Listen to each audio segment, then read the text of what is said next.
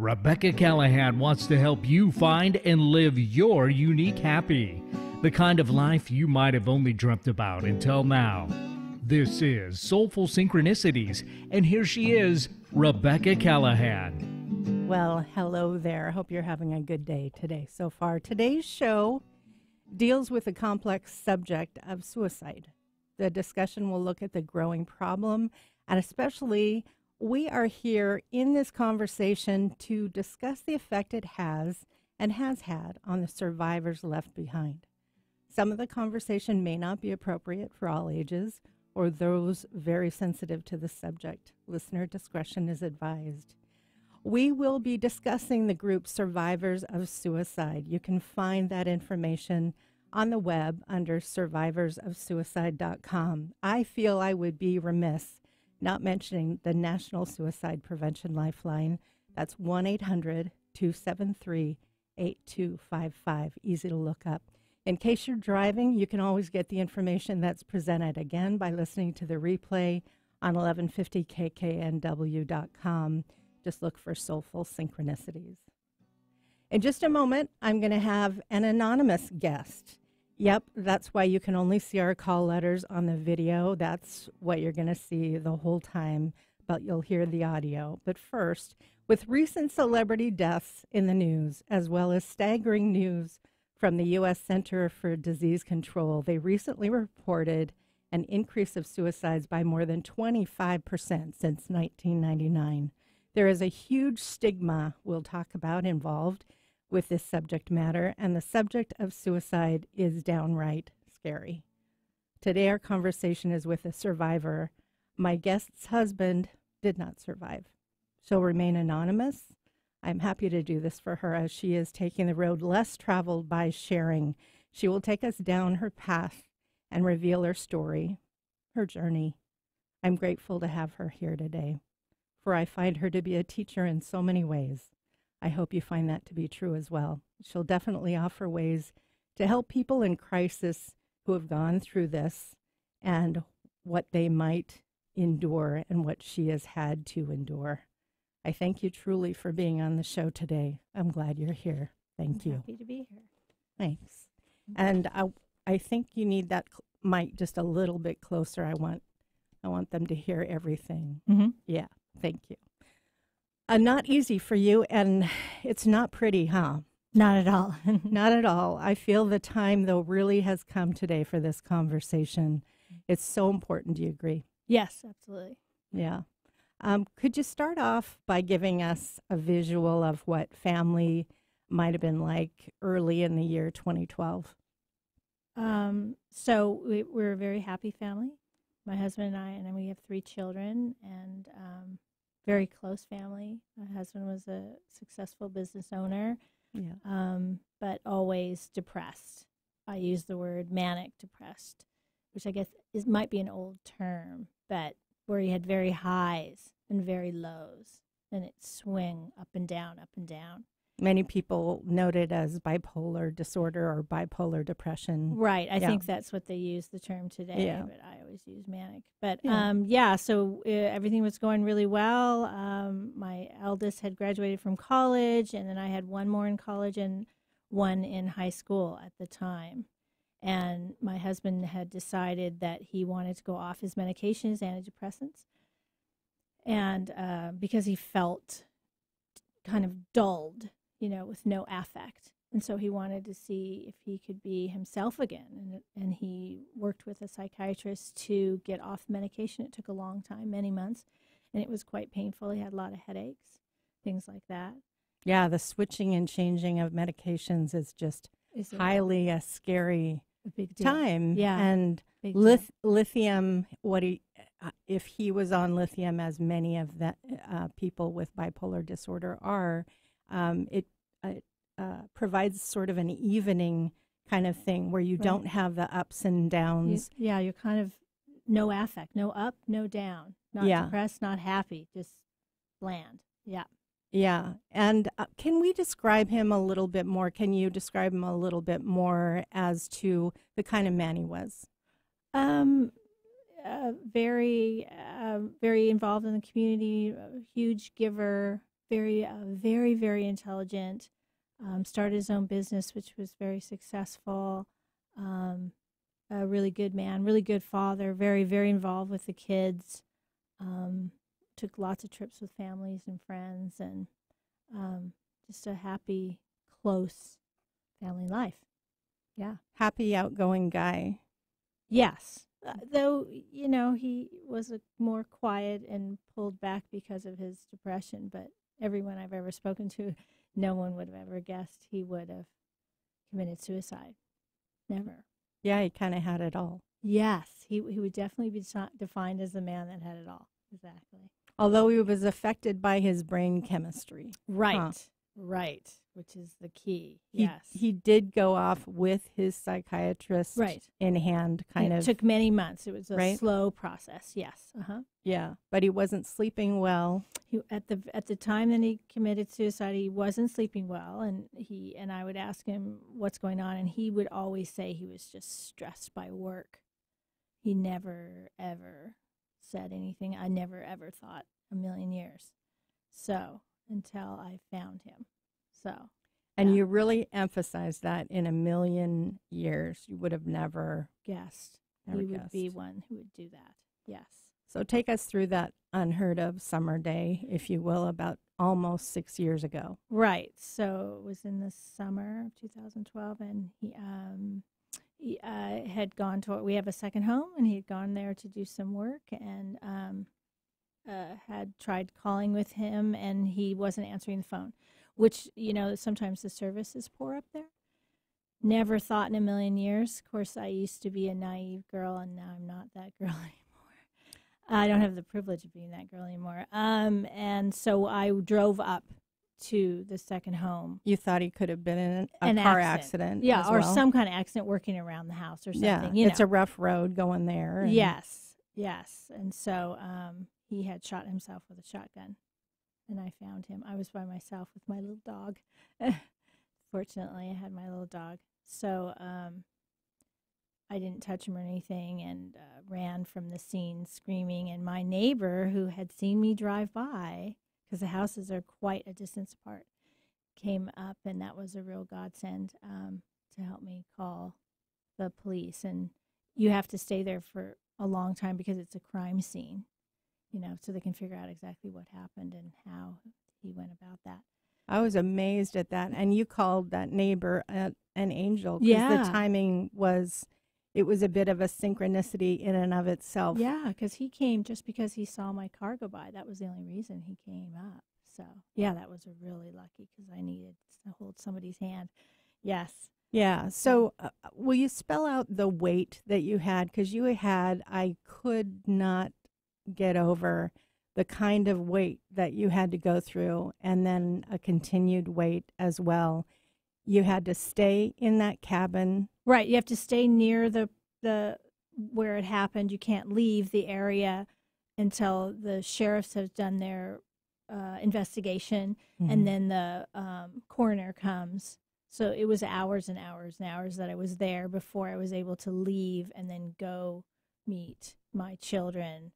And then we had to stay in that city for, it was at least 8 hours total, because then they bring you back their personal effects so that you can take those with you. Did your pure shock, kind of make that time look different, or did it feel like just a terrible long 8 hours? I have no idea. Yeah, I think it felt like it went by very fast, because your mind is racing, but you kind of go into an altered mind, where you're trying to get everything done and thinking and you're of a your mother. Kids. Right. Yeah. You become kind of I use the term a warrior. You can get amazing things done when you're in that mode of a warrior. Yeah. You were a warrior. Right. You continue to be one. Right. I think you can keep up the warrior for so long, but it does wear you down. You have to really take good care of yourself. You can't do it forever, but you certainly can in that moment. Absolutely. Yes. Yeah.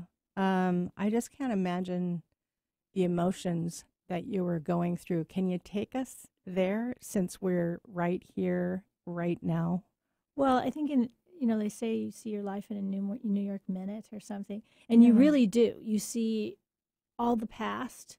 You think through every possible question of why, what, it was his business collapsed, what is the future for me? I've got who I have to speak to, who I have to call, who's got to fly in, how am I going to handle all that? All those things. You get very organized and very concentrated and warrior-like is what I think. It's kind of amazing. You can step into that mode. Yeah. And get the job done.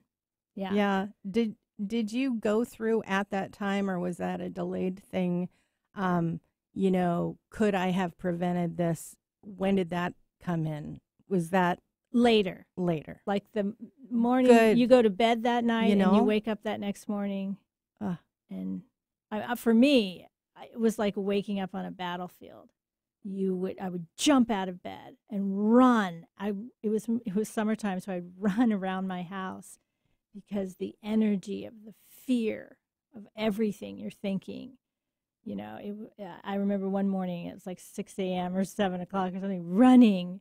And fortunately, people were coming to the house and somebody arrived to hold me, to calm me, because the energy is just like electric running through you of all the thoughts and worries and fears and the pain and the guilt and the shame and, and what your future life will be, And what your kids' future life will Absolutely. Lives will be. And how I can keep their life as steady and even as possible. It's so post-traumatic syndrome is a huge thing. And you talked about a book that you had read recently that a Kennedy penned.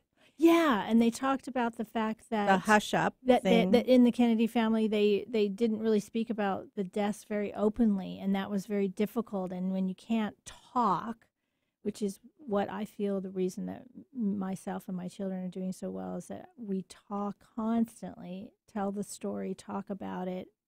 I think that's healing. Not to be able to speak, I think, is really harming. That's healing, really, because you've seen it. Right. Because you have created an incredible safe space and safe zone for your kids. Right.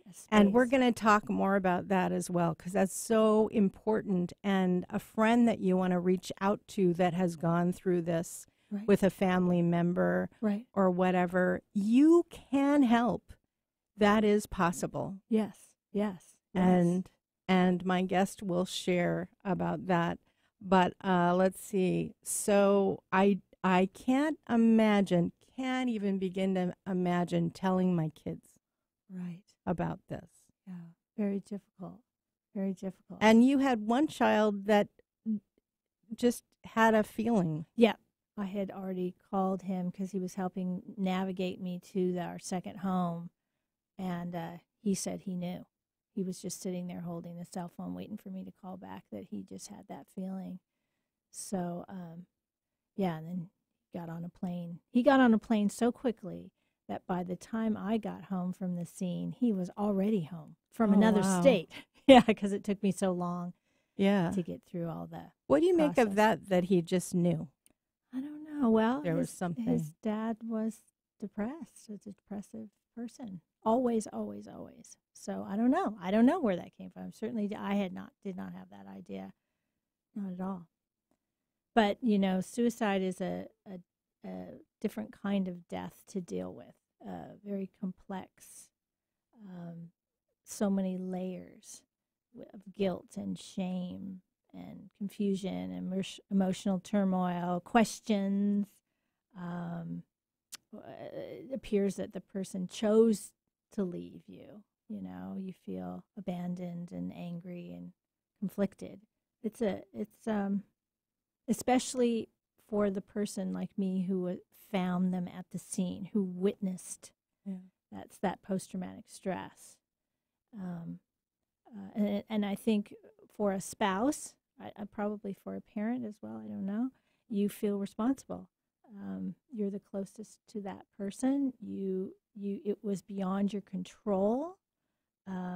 that abandonment idea. And guilt is a strange combination of anger and sorrow, I think. So you dealing with that, being angry with someone who died and you love them, You called guilt veiled anger. Yeah, I do believe, if I wrote that down correctly. Yeah, I really believe that, yeah. Because there's a lot of anger with the situation that you're placed in, not of your choice. Yeah. And sorrow at the same time, and horrible grief, at the same time you're angry. How can that be? It's so conflicting.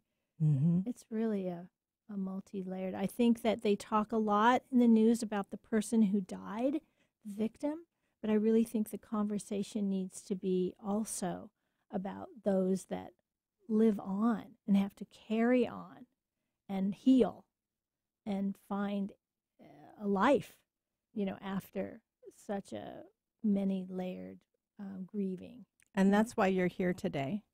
That was a big push for you, is that journey that you've had to go through and continue to go through. That it's not over yet. Right. It's an ongoing, continuing thing. Yeah.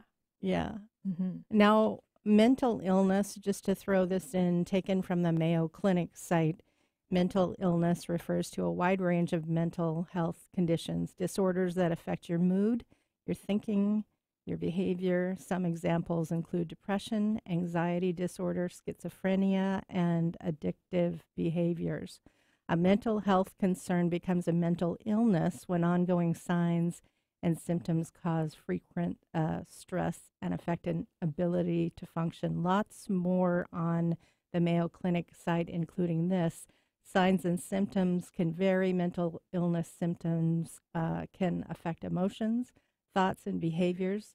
Some of the signs and symptoms include, but are most definitely not limited to this, feeling sad or down, confused thinking, excessive fears or worries, or extreme feelings of guilt, to extreme mood changes. My guest is nodding her head big time. Sex drive changes, excessive anger, and suicidal thinking, just to name a few. We are going to be right back with the show. I'm Rebecca Callahan. This is Soulful Synchronicities. And our subject today, a survivor of her husband's suicide. We'll be right back.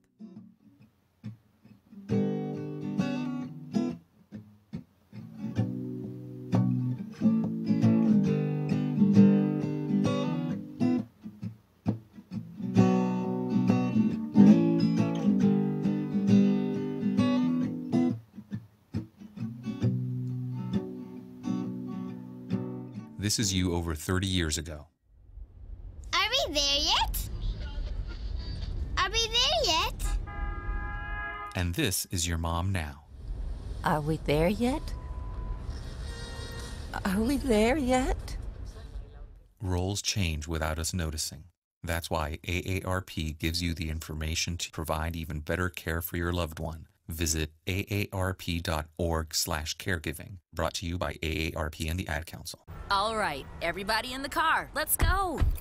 What are we going to do first when we get there, Mom? Go for a hike? Sure. What about canoeing? Can we go canoeing too? I don't see why. How long does it take to get to the forest? It's not that far, sweetie. Are we there yet? Yep, we're here. Already? It's a short drive from your neighborhood to your naturehood. Visit discovertheforest.org to find a neighborhood park or green space near you. Brought to you by the Ad Council and the U.S. Forest Service. Ready to shake things up? Try Alternative Talk 1150. The show is Soulful Synchronicities, always heartfelt with an electric feel. Now your host, Rebecca Callahan. Once again, today's show deals with the complex subject of suicide. The discussion will look at the growing problem, and especially we are here in this conversation to discuss the effect it has and has had on the survivors left behind. Some of the conversation may not be appropriate for all ages or those very sensitive to the subject. Listener discretion is advised.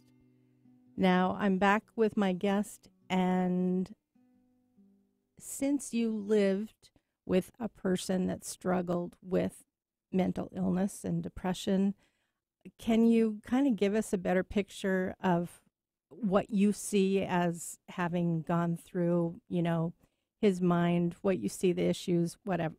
Well, I think for me as the survivor or the griever, I don't know how to say it. I think that you feel so much guilt, what you woulda, shoulda, coulda done. And I think that really the responsibility needs to be placed on the victim. He died from a disease, and you can die from mental illness. It isn't something that mental illness is the cause of the death. He didn't die, he didn't die because someone pushed him to that. Maybe there was something that occurred, it could happen with someone, but if you track back, it's mental illness that's the cause. If you go back, and in my SOS group, because I joined an SOS group quite quickly after he died, which was the greatest thing to do. Survivorsofsuicide.com is where you can find information on that. Very good. And it was in Seattle. It was a great group, and met a lot of wonderful people. And, because I felt like I stood out like I was this weird person who had this terrible thing. Nobody has this happen, and here I was. To other. Yeah. Yeah. And here, when I met all the people in my suicide group, my SOS group, they were all normal, happy, healthy people who had this terrible thing happen. It was a good thing to be able to talk with them. But what they talked about, when you think about the person who commits suicide, we think of it as they chose to leave us, or they chose to abandon us. But actually what they talked about was this idea that they've crossed a bridge to another dimension of mind, a dimension that we can't even fathom, or we cannot get there in our rational, logical thinking. And that's the place that you have to get to in order to actually commit suicide. Yeah, you kind of described it as crossing a bridge that many of us are unable to cross. Right. And I think mental illness and getting that far stretched from your soul, you can reach this place. But we cannot even imagine. And I don't believe that in that place, when they cross that bridge to this other dimension of mind, that they're really thinking clearly about the people they're leaving behind. No. Yeah. How could they be? Right, exactly. And that helped me to think of him in that way, because it's so painful to think that he'd want to leave his children, Yeah, and he absolutely loved his children and loved his wife, and loved so many parts of his life. Yeah, were so good, so good. Yeah. Yeah. Everything was so good. Interesting. It's so bizarre. Yeah. Yeah. One of the things that you told me about was how you took care of his remains. Why I'm bringing this up is because you said how important it was to take care of that soon. Right. So he wanted to be cremated, and so that's what we did. And I really forced my kids. They did not want to go. It was a week after the funeral to scatter the ashes by the second home where he had died. And it was a terribly hard thing to actually get there. But once we did scatter the ashes, we felt so much lighter. I really would advise that you do that soon, that you don't hold on to those ashes in your house. The weight of that, I think, energetically is very heavy. And I think releasing them and doing some kind of lovely ceremony as you do it all together in love is very healing. Yeah. It was helpful. I think it was really helpful for us as a family. So, because you did have a marked change in the energy. I want to make sure that that's really emphasized, after releasing those ashes, I think that was really wise. And the one thing I can say about death that I've learned is that to understand death, you have to become comfortable with mystery. There's a lot of mystery in life. There's mystery. Good things come mysteriously as well as bad things come mysteriously. And especially with suicide, it is a mysterious thing. You will never know all the answers, nor are you meant to know all the answers. So that's why after this kind of a shock, you need to take very, very good care of yourself. And I did a lot of different things to help myself heal and be healthy and cope. And I'd say the first thing to do is join that SOS group where there's other people in your boat.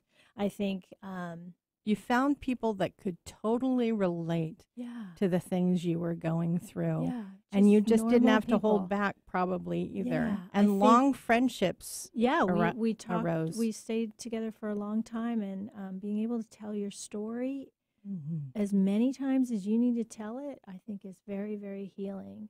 I think they've said that people who are in groups have an illness or something, they live longer if they're in a group of the same kind and they can tell their story, and those people really hold a space.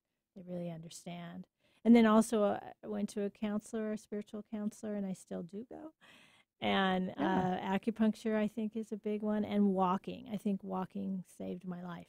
Walking is a form of meditation. As well as physical. It's a mental activity. And but especially tell your story. I really think talking with my kids, we still talk to this day about it and about their dad, I think is so helpful. I really do. I think it helps to clear and heal.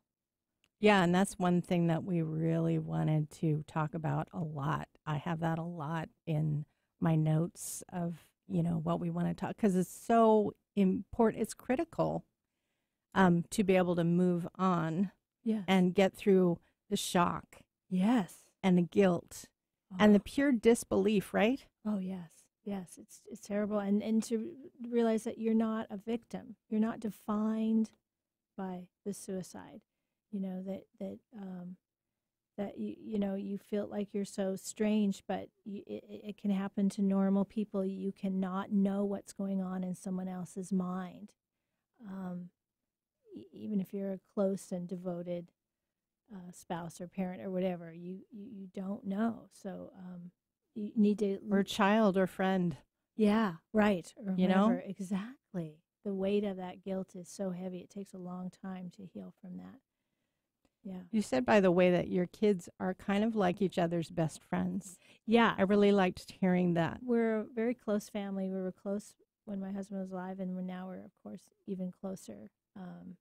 And it's such a multi-layered thing. I wanted to say that earlier, too.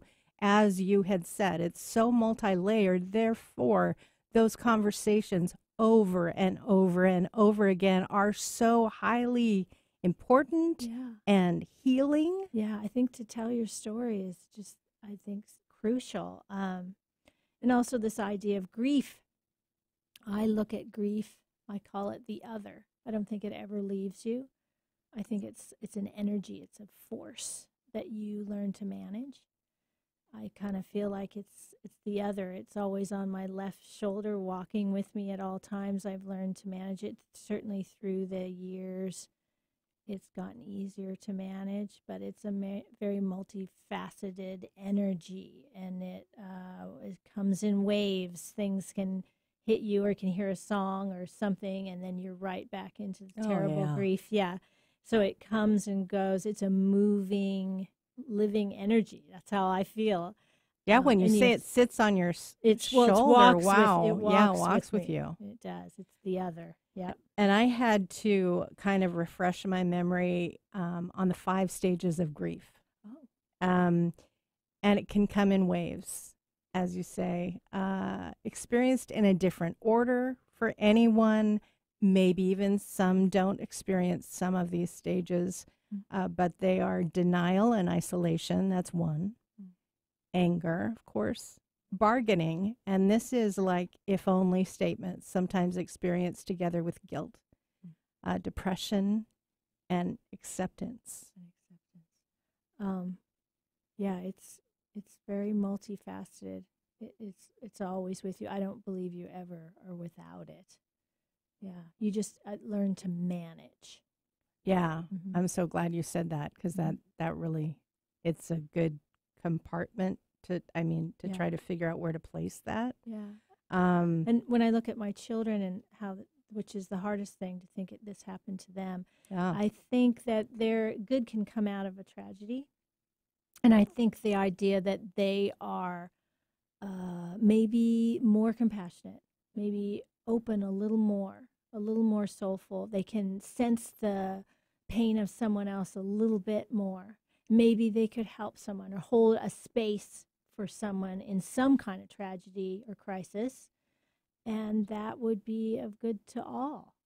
So, they are teachers as well. Absolutely. Right. Because they've gone through this. You have provided that safe place for them. Right. And they will be able to do that naturally. Right. And that's one of the biggest things that we wanted to just emphasize and talk about and chew on is holding that space for other people. And you know what? If they haven't gone through suicide, right. If they, every person needs to be heard right. and felt, right. listened to, right. and seen. Right. I think for me, if I was to give a suggestion of how to help someone who's have a crisis or a tragedy, I don't think you have to have any answers. I don't think you just need to be listening, maybe hold their hand and just hold the space to listen and that they're heard and held.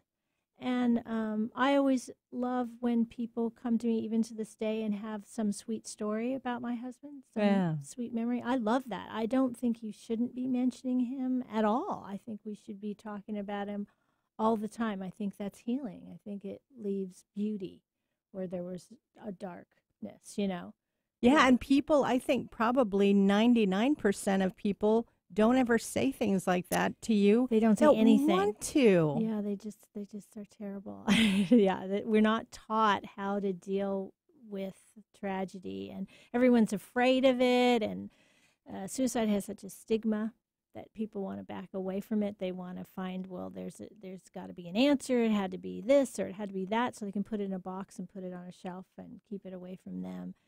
I think you just need to be more open and let the person talk, let them tell their story, and just listen. You don't have to have any answers, just hold the space. Yeah. Yeah. Can you imagine all the healthy, good feeling people we would have on this earth if people were seen and heard and felt? I think so often we're forming that reply in our head when we're listening to somebody. Right. And once again, they just need to be heard. Right. A lot of times, not asking for advice. If they ask, hey, what do you think I should do? Right. Maybe. Otherwise, but still listening. Right.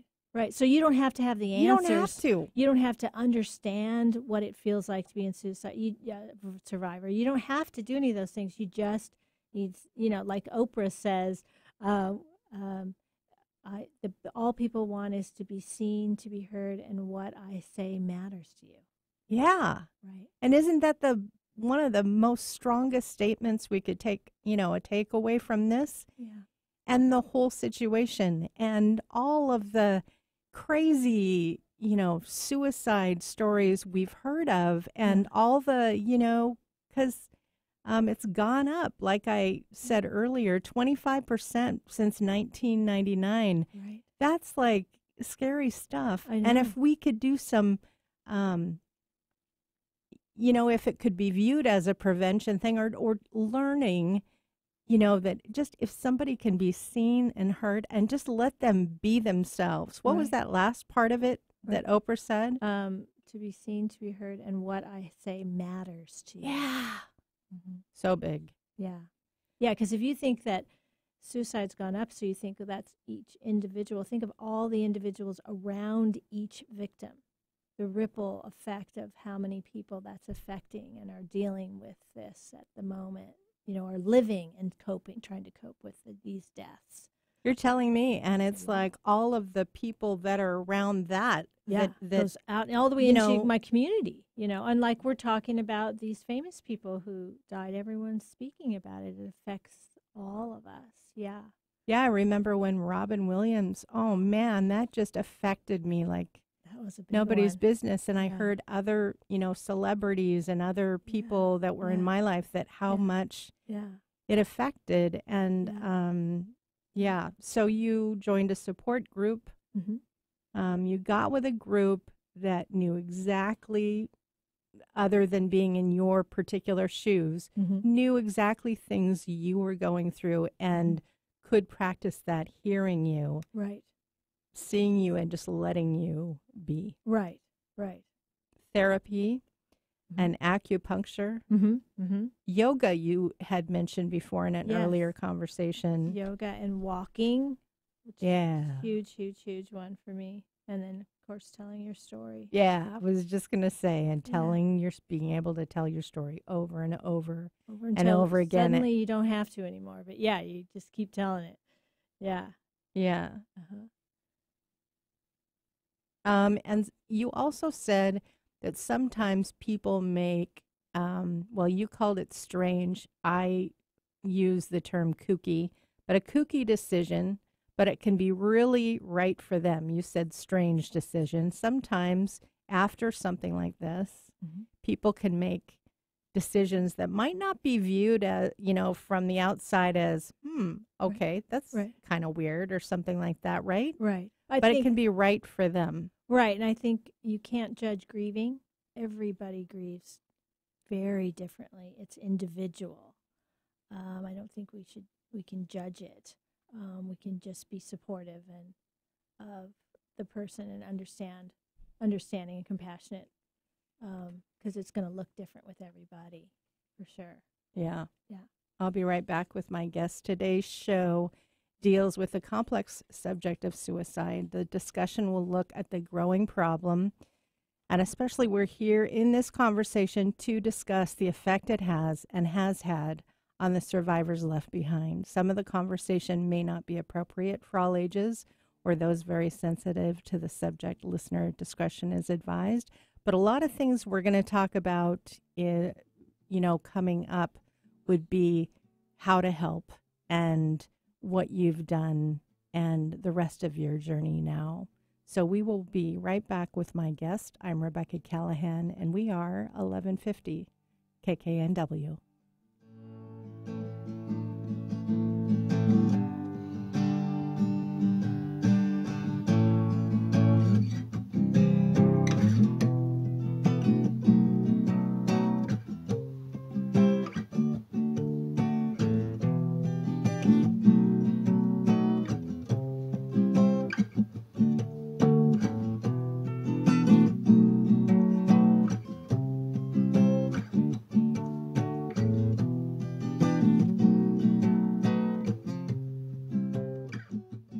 I spend a lot of time in the backyard, and I'm the center of attention at summer barbecues.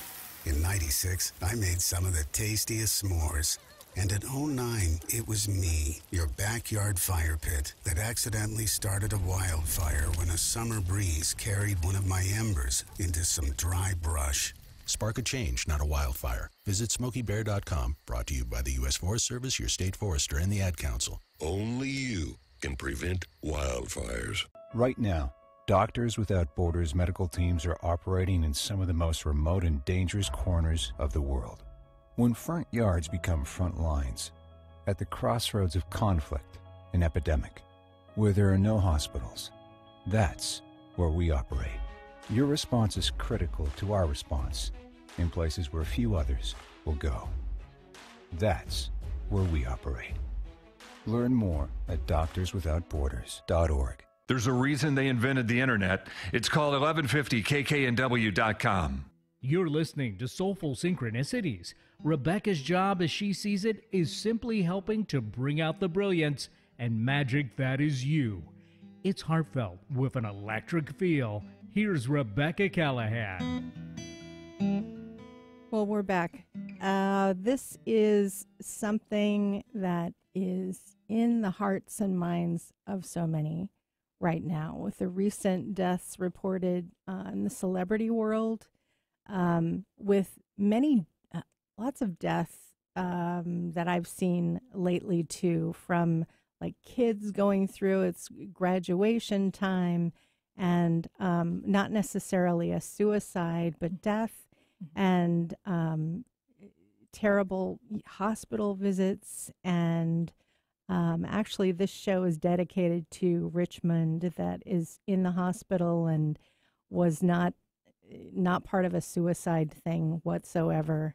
But he's healing up and doing well. But I would like to dedicate this show to him and to my guest husband as well. And I thank you once again for being here, by the way. Mental illness, once again, from the Mayo Clinic site. Some signs and symptoms can include feeling sad or down, confused thinking, excessive fears or worries, or extreme feelings of guilt, to extreme mood changes, excessive anger, suicidal thinking, and more. And so, what were you wanting to talk about right at the moment? Kind of some great, some things you've learned through your journey, right? Right. Well, I think that good can come out of a tragedy. Good can come out of a tragedy. It does. Yeah. Mysteriously enough, it Shouldn't does. it be able to? Yeah. Yes. And, my husband chose not to be here, but I chose to be in life. Life is a gift. And I'm so glad you said that, because you had said that on our pre-call, and there's power in that. Yeah. I choose to be here. Yeah, I choose to be here, and I became more intensely aware of the value of life, after a death, especially a death where it appeared he chose to leave. And I have a heightened awareness of beauty. Do you? Tell me about that. Well, he died in the end of the summer, and so when the fall came and the leaves changed, I was just so intensely in awe of it. And I thought, oh, he's missing this, but I'm not. And I'm going to, eke out every single moment of the beauty of it and of life itself, that their life is continually renewing. And that was a sign, I really found that knowing love, experiencing love, telling people you love them. My kids and I never get off the phone without saying I love you. I say it to everyone because you just are aware that it's precious. The time is precious, and love and life is precious, so precious. Yes. So you know where I get that joy of life a lot of times? When I focus on somebody's eyes. When I look intently into somebody's eyes, I just love doing that. That's so important to me, and I find so much joy in that. So next time you're thinking about it, lay the phone down. Take a break. Yeah. Look at the person that you're with. Yeah. And experience them fully. Yeah. Be present. Be mindful. Be present. Mm-hmm. Yeah. Yeah. It's a gift. The moment is a gift. It is a gift. And when you have someone that is looking intently in your eyes, that's a gift. I take that as a total gift. Yeah, someone is totally there with you, totally experiencing that moment with you, because that now moment is it. Yes. Right? It's over. Yes, yes, yes. And so really enjoy it and really be mindful and present in it. Yes. Yeah, most definitely. And you said that you intensely enjoy life, as you said. You mentioned about loving yourself exactly. Right. So now, 5 years plus out, I would say now the thing I would say the strongest advice I'd give is forgive yourself. Forgiving yourself and loving yourself. I think if you can get to forgiving yourself for what you think you shoulda, woulda, coulda done, then you can go from there to forgive others. And then truly find love for yourself. I think that's where I'm at these days. That's, I think, is the gift that I've gotten, and the intense feelings of clarity is forgiving and loving yourself, and then others. Starts from you and then out. Yeah. Yeah. And when you love yourself, it's just totally different ball game. And you can, when you have a full cup overflowing, and you love other people from that overflow. Exactly. That's huge. And that's huge with what Soulful Synchronicities has to do with is self-love, finding that self-love. Look in the mirror, focus on your eyes, and tell yourself that you love you. Yeah. Yeah, the complicated mess that is you. Find You some know? I am statements. Do you have like a good I am definitely. statement? Yeah, and just stick them on your mirror. What they change constantly for me, but whatever comes at They do. I am love. I am Yeah. joy. This Yeah. is something I talk about a lot. I right after Steve died, I said, I'm a good and worthy soul. I'm a good and worthy soul. Yeah. Yeah. Worthy. Worthy. What a great word, huh? Yeah. I definitely said that one for many, many, many, many, many months. Yes. And I am enough. Did you throw that in a few times? Yeah, that's a good one. Yeah. It is. Yeah. It's powerful. It is. In fact, a lot of people, I heard of a way where you, and I've done this, where you take lipstick or even an eraser pen and you put either I am statements or I love myself on your mirror or I am enough. Yeah. That's wonderful. Yeah. Or I am more than enough. Yeah. You choose. It's your mirror. Yeah, that's you great. know? That's great. Right? Mm-hmm. And forgive others and love others. Mm-hmm. And you can do that from a self-love point too, you know. Right. Easier, so much easier that it's almost impossible. Right. And I think you have to start with that forgiving yourself in order to fully embrace life again. Otherwise you don't. You're stuck. And you're stuck a victim. And that's you've got to get to forgiveness and love for the self to free yourself from being a victim. Yeah, and over 50 years I didn't do that for myself. The self-love was not in there. And when I placed it in my life and I made that happen for myself, like the world looks different to me now. And I react so differently. Yeah. I move through it. Yeah. So much easier. Yeah. Move through life. Mm-hmm. Yes. Yes, you can embrace it, fully really feel it and own it and live it and have love and laughter again. Yeah. Yeah, so important after something that what you've gone through, you and your family, to have laughter again. Mm-hmm. And it's okay to laugh and be happy. It's really difficult after a death, but I think it starts with the forgiveness of the self and loving the self. Mm-hmm. Can we focus more on the being able to have that freedom to talk about that person that's gone, whether it be death or whether it be a suicide, but have that ability? How do you feel about that? Doesn't that feel, I love to talk about my mom. It's a big deal for me. And a lot of times the conversation isn't there.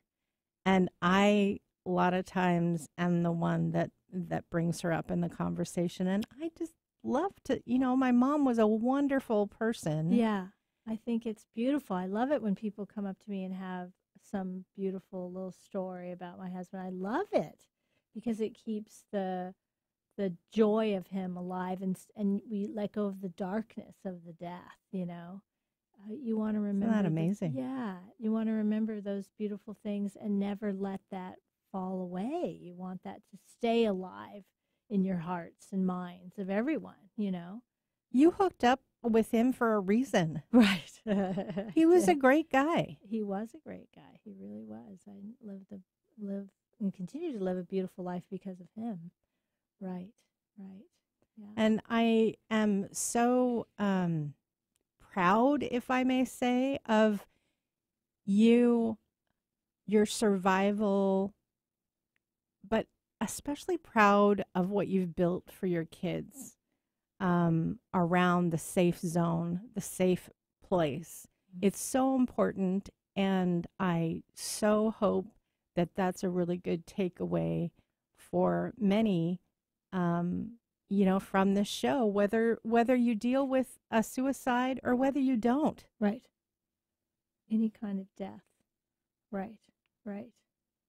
It's a very mysterious business, this death thing, but there are ways of embracing life again and having full life again and laughing and having joy again as a family, because we are still a family, you know. Even though we're missing one, we're still a family, probably even a closer, tighter, more experiencing of joy intensely than we were before, because we see the value of it. Well, just like you described the fall, you know, when fall comes, and because I can tap into that just because I'm a lover of fall leaves and the colors and all that. Mm-hmm. But you probably experience a whole lot of things more intensely, do you not? You definitely have a heightened awareness of the value of life in all its forms. Definitely. And also, I think, you know, like I was saying, that my children and I think, have a heightened awareness of people in pain. People who are suffering. You can hold a space for that. You sense it more. You just have a heightened awareness of all kinds of things. You're a different person than you were before, and in a good way. Yeah. Yeah. We're talking in a positive way, and a beauty comes in the dark. You know, it's mysterious how death can be. There can be veiled joys in there, you know. Yeah. So, yeah.